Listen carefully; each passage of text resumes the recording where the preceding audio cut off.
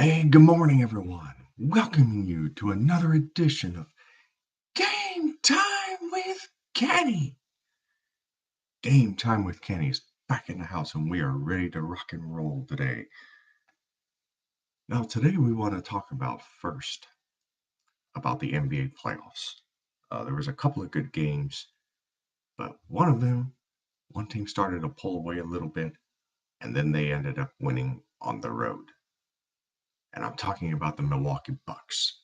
They came into Boston and they had as much as a 13-point lead, 103-90 in the second half.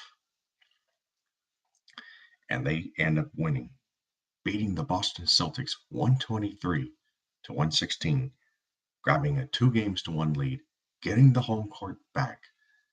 And now the Celtics, after winning the first game in Milwaukee, they've lost 2 in a row.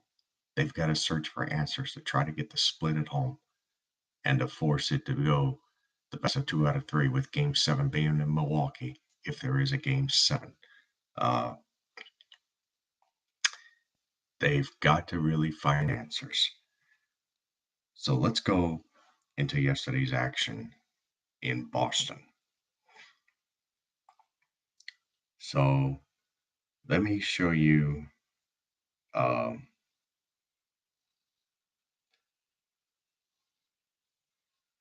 couple of plays in yesterday's game for Giannis, who puts in 32 points in yesterday's Game 3 win. And so this one is part of his 32-point performance in yesterday's game. So let me see.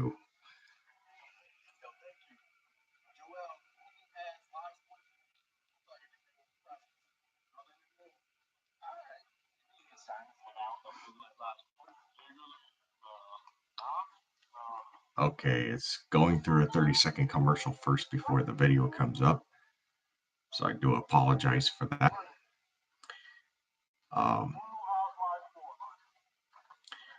But anyway, one of the things we talked about. Okay, so now here we go.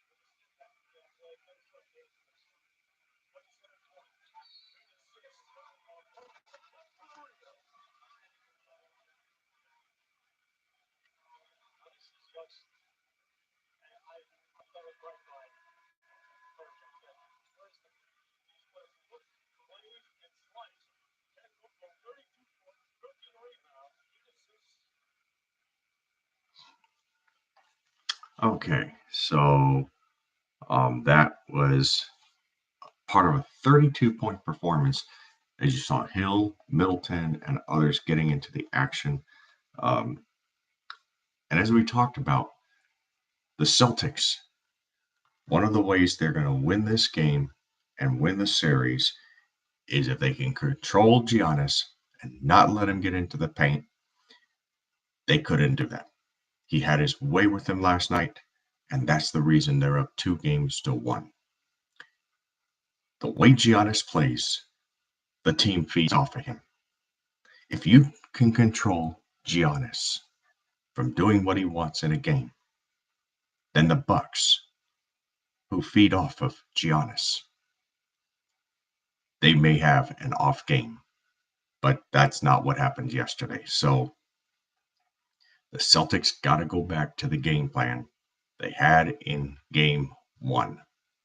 And after that game, the Bucks made the adjustments in the last 2 games, and they end up getting the victory on the road, 123-116, over the Boston Celtics, and they now have the 2-1 lead. The Celtics have got to win 3 straight games, and they don't want to force a Game 7 back in Milwaukee. So they're going to have to find a way to win not only on Monday. I'm sorry, I believe they play on Tuesday. I'll check the schedule in a minute.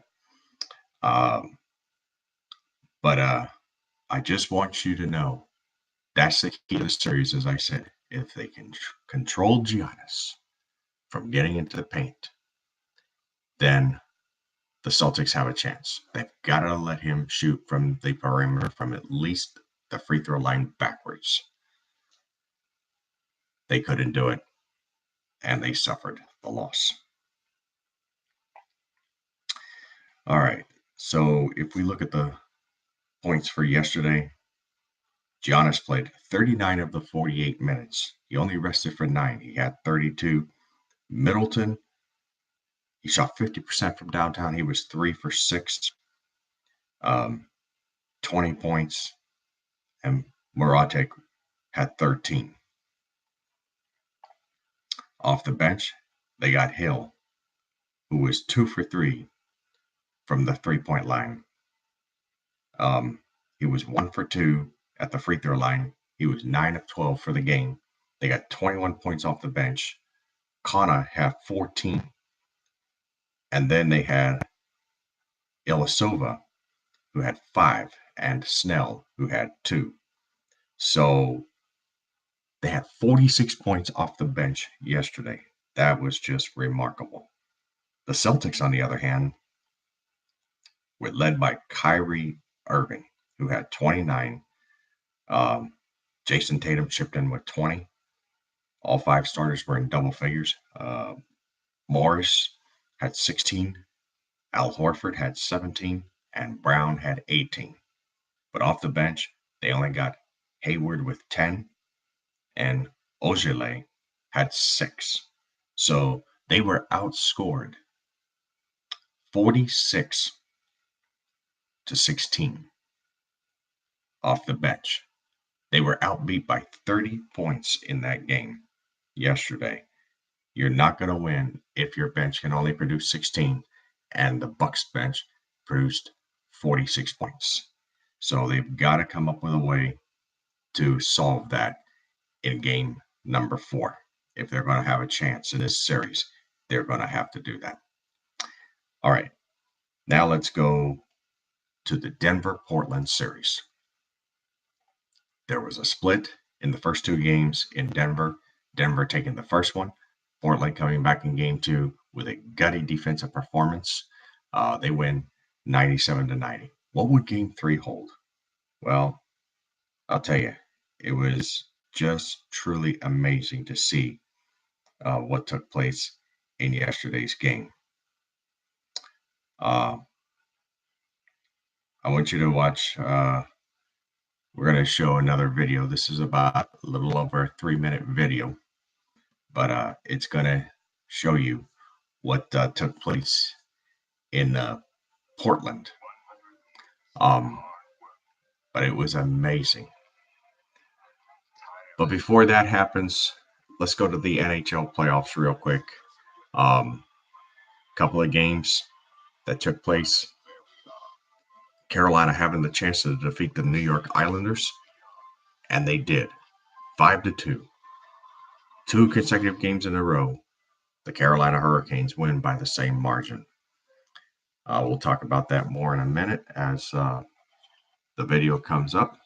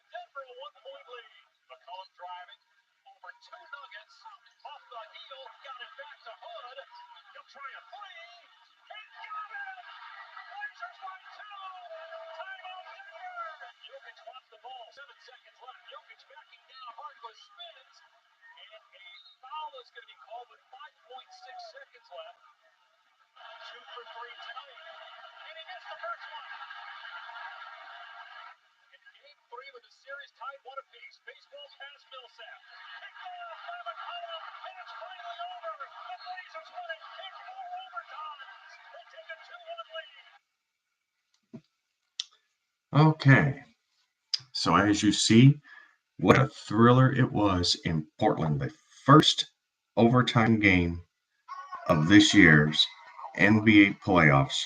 And Portland wins it by the score of 140 to 137. It took 4 overtimes in that game.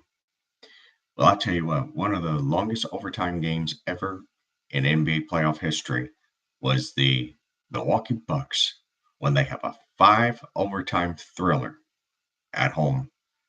And we'll talk about that in another episode about the longest NBA playoff games, overtime thrillers in NBA history.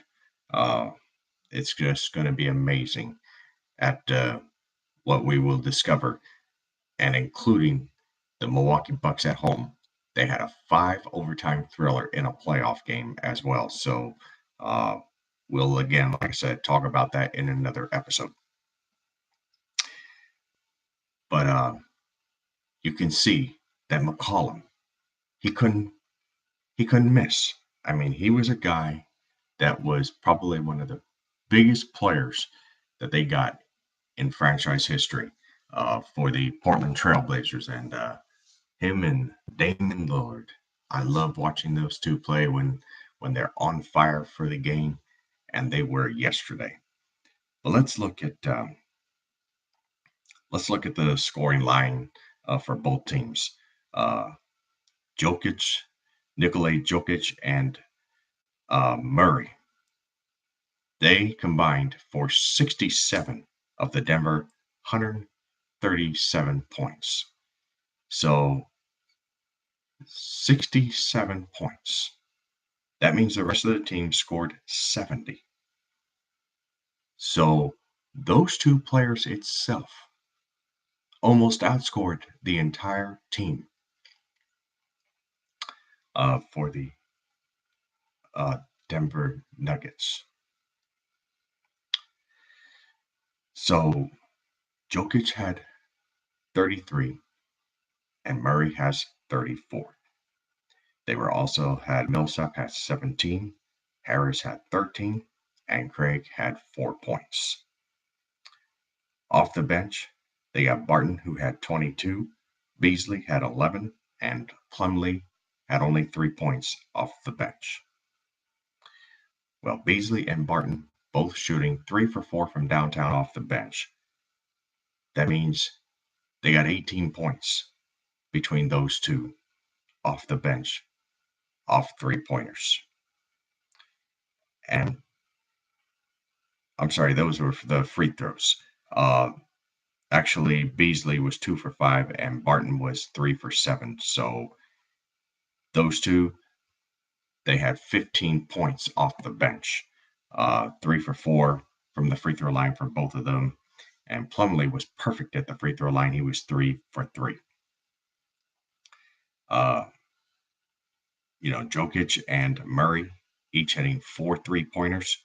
Jokic was 4 for 7 and Murray was 4 for 12 in that game. And each one scoring 12 points. They got 24 points right there off of 3-pointers. As a team, the Denver Nuggets were 14 for 20 from the free throw line, and they had 15 made 3-pointers out of 42 attempts. So that was pretty good.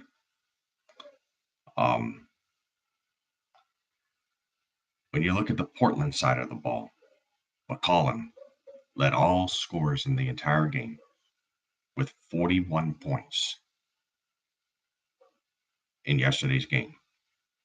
Lillard had 28, Cantor had 18, Harkless had 15, and Aminu had 6. Off the bench, they got Hood with 19, Curry had 5, and Collins had 8. As a team, the Portland Trailblazers were 12 for 42 from the 3-point line. Denver was actually a little bit better. They had the same amount of attempts at 42, but they made 3 more 3-pointers than the Portland Trailblazers did in that game yesterday. They were actually better from the free throw line. They got to the free throw line 28 times in the game yesterday. They made 24. Wow. This was just remarkable. This is the first ever overtime game in this year's playoffs. It was awesome. It's great to see. This is what basketball is all about. When you lay it all out and, the teams go at it, it's just so awesome to take place. So it was very, very exciting for those two teams going at it yesterday. All right, let's talk about the NHL playoffs. Carolina Hurricanes, they win 5-2 yesterday. The second straight game that the Carolina Hurricanes win by the same margin of 5-2 over the New York Islanders. As we talked about the Dallas Stars and the St. Louis Blues, when Dallas had the 2 home games, each of the teams going in and getting the 4-2 victory. St. Louis doing it in Game 3 and Dallas doing it in Game 4. But this time the Carolina Hurricanes win 2 games in a row by the same score of 5-2. Story, of the series was obviously Justin Williams, 2 goals in the series. He has 100 career postseason points. It was just so awesome to see in that game. So congratulations to the Carolina Hurricanes, who get their first ever 4-game sweep in a best-of-7 series in the Stanley Cup Finals. They have never had that done in history, and to do it at home in front of the home crowd there, that was just an electrifying atmosphere that took place, and it was just awesome to see. So congratulations again. They will await the Boston Bruins and the Columbus Blue Jackets winner. And Game 5 will be back in Boston as the series is tied at 2. The other game, Dallas Stars get the victory over the St. Louis Blues. This time it was a 2-1 game. So this was a remarkable game as well, as Spezza and Lindell get the goals for Dallas. Schwartz gets the goal for St. Louis in the losing effort. Again, 2-1 was the score in that game. Going into, let's go into what happened this day in sports. On May 4th, in 1871, it was the first baseball league game, National Association of Baseball Players, Fort Wayne, Kiongas 2, Cleveland 0. Deacon Jim White gets the first hit, a double. Bill Lennon becomes first catcher to throw out a runner trying to steal second. And 1897, the 23rd Kentucky Derby, Buttons, Garner aboard Typhoon II wins in 2:12.5. 1898, the 24th Kentucky Derby, Willie Sims aboard Plaudit wins in 2:09. 1889, the 25th Kentucky Derby, Fred Tarl aboard Manual wins in 2:12. In 1918, the New York Yankees set a record with 8 sacrifices, beating the Boston Red Sox's Babe Ruth 5-4. In 1919, the first legal Sunday baseball game in New York City, Philadelphia Phillies beat the New York Giants 4-3. In 1924 to July 27th, the games of the 8th Olympiad are held in Paris, France. In 1929, Lou Gehrig hits 3 consecutive home runs. New York Yankees defeat the Detroit Tigers 11-9. In 1935, the 61st Kentucky Derby, Willie Saunders aboard Omaha wins in 2:05. In 1940, the 66th Kentucky Derby, Carol Bierman aboard Galiaidan wins in 2:05. In 1943, the National League's Ford Frick demonstrates revised balata ball to reporters by bouncing it off his office carpet. Ball proves to be 50% livelier. In 1946, 2 events take place here. The 72nd Kentucky Derby, Warren Mertens aboard Assault wins in 2:06.6. And speaking of the Kentucky Derby, that will be actually held today as well. So if you're a horse racing fan, the Kentucky Derby will be held today. Also in 1946, the Washington Senators' Cecil Travis gets 6 straight hits before being stopped. In 1949, air crash at Turgeon, whole Torino soccer team survives. Wow, that's amazing. In 1952, Babe Didrikson Zacharias wins the LPGA Fresno Golf Open. In 1957, the 83rd Kentucky Derby, Bill Hartack aboard Iron Liege wins in 202.2.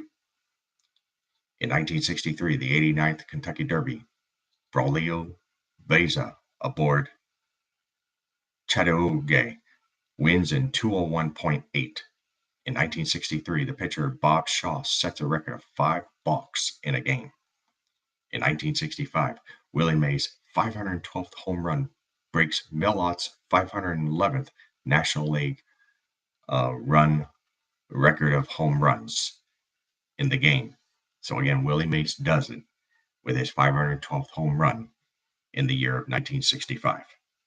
In 1968, the first ABA championship, Pittsburgh Pipers beat New Orleans Buccaneers 4-3. In 1968, the 94th Kentucky Derby, Ismael Valenzuela aboard Forward Pass wins in 202.5. In 1968, Dancer's Image disqualified due to drugs after winning the 94th Kentucky Derby. In 1969, Sandra Haney wins the LPGA Shreveport Kiwanis Club Golf Invitational. In 1969, the NHL Stanley Cup, Montreal Canadiens sweep the St. Louis Blues in 4 games. In 1973, BPAA U.S. Women's Bowling Open won by Millie Martorella.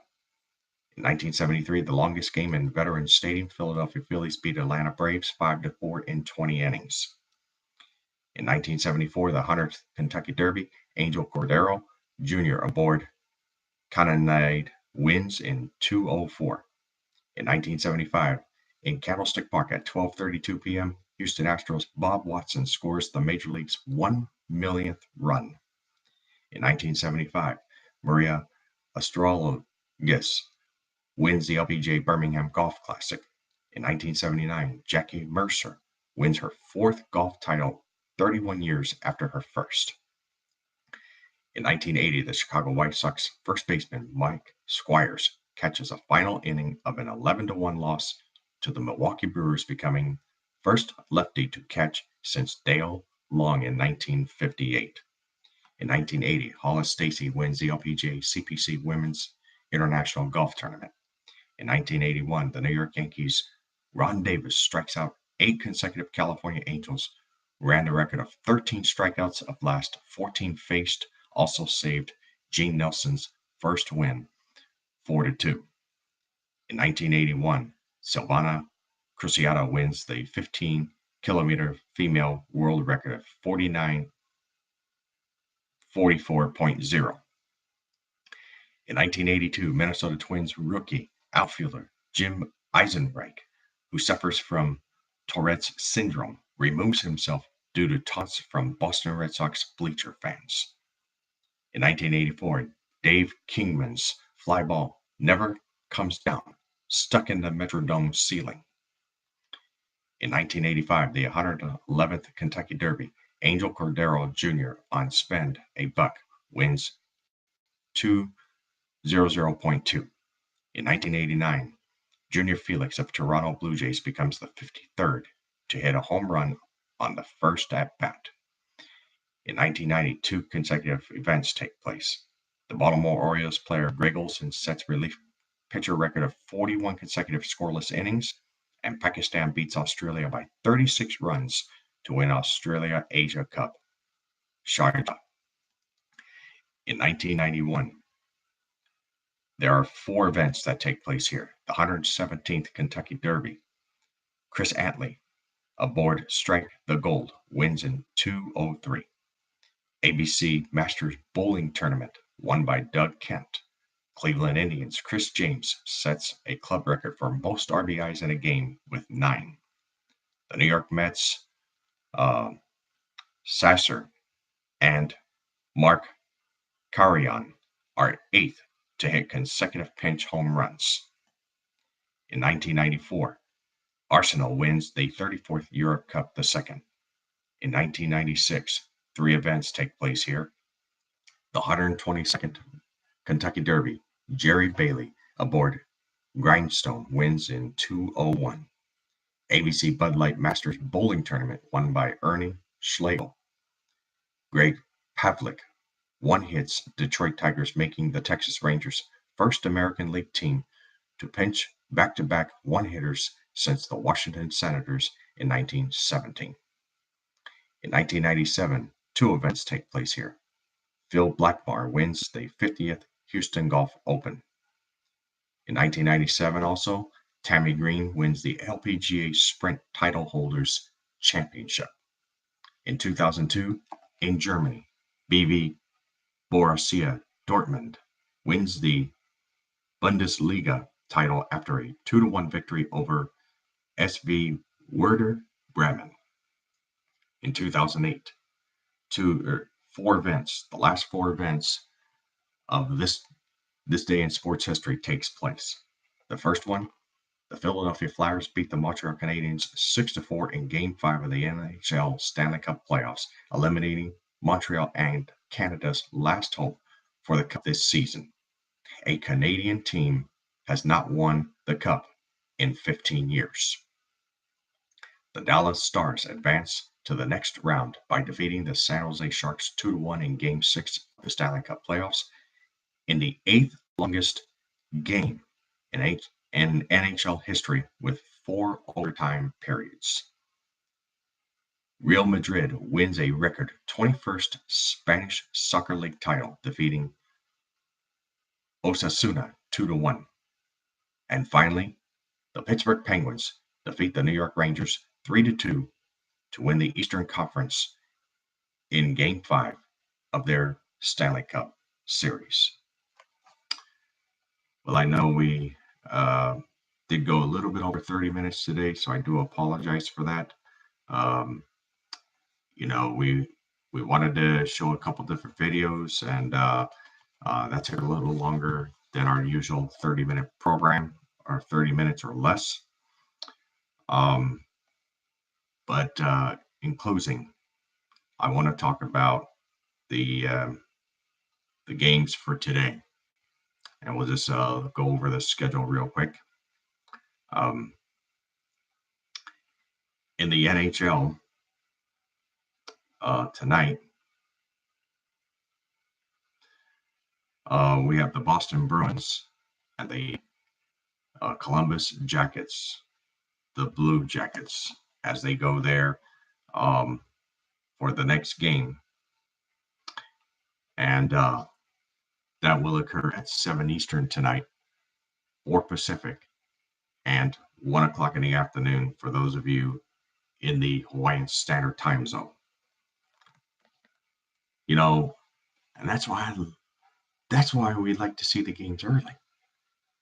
Even if you lived in Hawaii, last night's game, it would have started around 4 or 4:30 in the afternoon. And even with a 4 overtime thriller, it was still early enough to where, you could still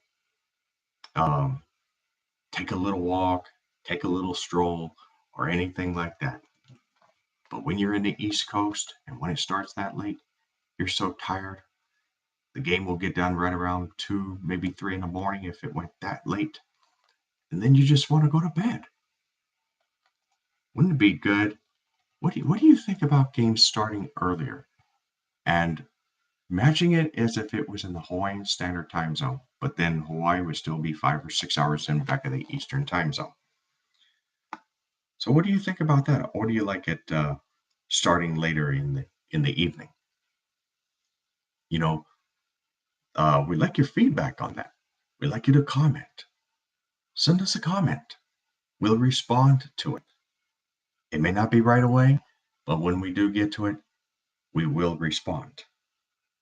The other one is Colorado San Jose, 10 Eastern, 7 Pacific, and it will be 4 p.m. in the afternoon, Hawaiian Standard Time.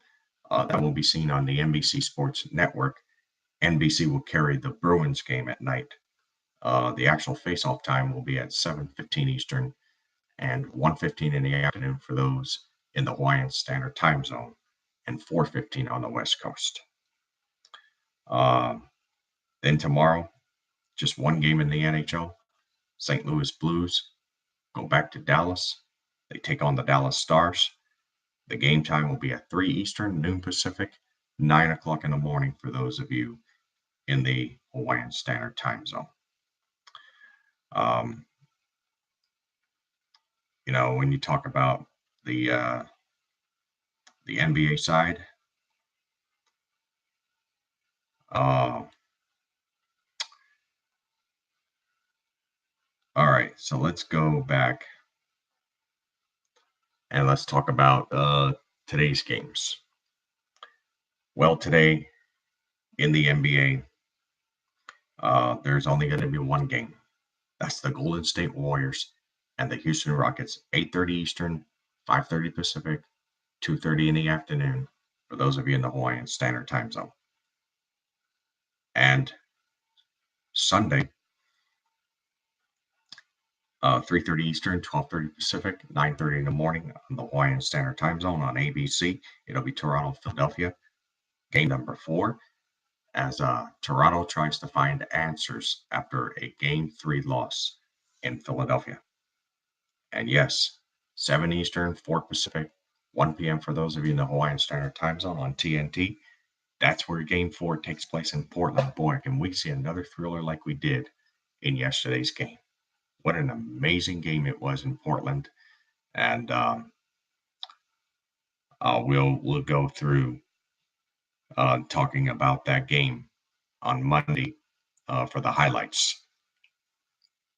But in one of the future programs, what we'd like to do is we want to talk about some of the longest games ever played in NBA history and in the NHL and also in Major League Baseball.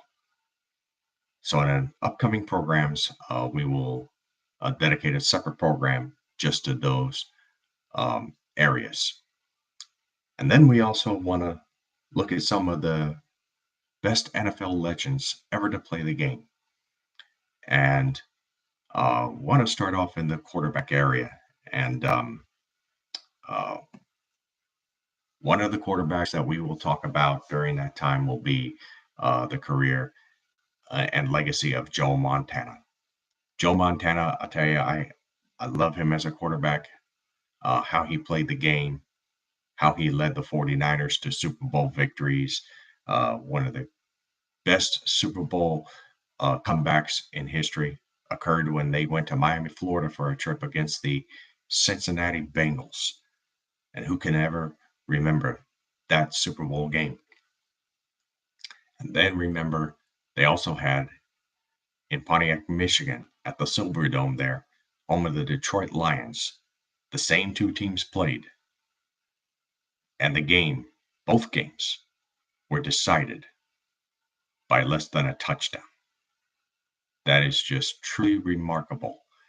The 49ers and Bengals playing twice in a Super Bowl, and the 49ers winning both of the games, once in Detroit, or in Pontiac, Michigan, as they call it there, and once in Miami. So we will have future programs where we're going to dedicate some of the NFL legends to ever play the game.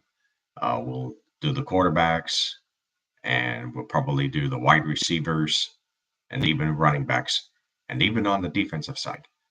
A lot of our attention is going to be focused on the 49ers because there's a lot of great legend players that played the game. We'll go through the career and legacy of not only Joe Montana, but Jerry Rice and Dwight Clark and Roger Craig. Also Tim Brown, who used to be the running back for the Oakland Raiders and the San Francisco 49ers. You got Tom Rathman, who played for the 49ers. When you talk about legends like that, and we'll talk about the head coaches and Bill Walsh, who is a great legend over there. So we'll be talking about those in upcoming programs. And then when you talk about a quarterback, who can you say on the Raiders side besides Rich Gannon, Jim Plunkett, and Kenny the Snake Stabler, as they called it. He was known as the Snake. And yes, we will talk about those in an upcoming program as well. Well, I know we are a little bit past our time today. We're about a little over 10 and a half, about 10 and a half minutes over our time, what we normally would like to do it in. Again, I do apologize for the lengthier program today, but hopefully you were intrigued by the program today. I would ask you to go ahead and, if you don't mind, share this link with your Twitter friends, put it on Facebook, any social media sites that you might have. Email it to people, send a text, and ask them to view the program. Because what we want to do in these programs is we want to give you more coverage and more sports information than any other source who would ever go through in a regular program to cover as much as we would like to do on any given program. Also, if you can subscribe to the channel, that'd be greatly appreciated. In the comment section, write a comment about the program, what we can do to change the program, or what we can do to make it more livelier and more interesting for you all when you do view the program. I do appreciate every one of you for viewing us today, for viewing this program and supporting this program by viewing it and subscribing to it. Thank you all and enjoy the games this weekend. And we will talk to you on Monday as we go through the highlights and everything that took place from around the league this weekend. Have a great weekend and a great safe weekend. And we'll resume and see you all on Monday. Bye for now.